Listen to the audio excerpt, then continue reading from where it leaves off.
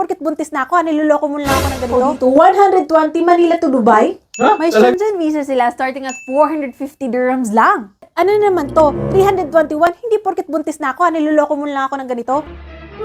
Ano? May nakita ko sa statement, 321. Nakalagay dito, visa change? Ano to?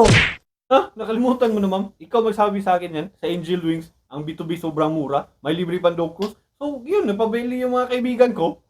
Ay, sorry dad, ito nga pala, no? Tingnan mo. Yes po, may Oman visa, bus transportation, border fee, UAE visa, at one-day accommodation ng kasama. Lahat ng yan, 321 dirhams lang via Tabi or Tamara. Ma'am, may ito pa nga dyan, yung binili ko sa kasama ko din. Ito pala yung Oh, 535. di ba? 535 lang. Diyos Ito ko. na. Iba talaga yung Angel Wings. Ang A2A visa change nga nila ay may kasama ng free do cruise, round-trip ticket, at 60 days visa. Dad, grabe, mapapaanak ako dito. 120 Manila to Dubai? Ha? Talaga? May accommodation na, may hotel, may tours pa, may insurance na kasama. Bakit ang mura? Baka scam yan, ha?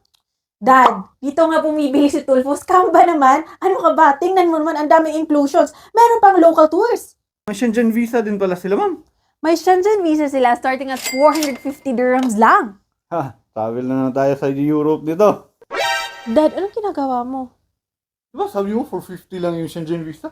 Oo. Europe na tayo. Dad, manganganak pa ako. Ano ka ba? For more details and inquiries, Consult our travel experts and consultants.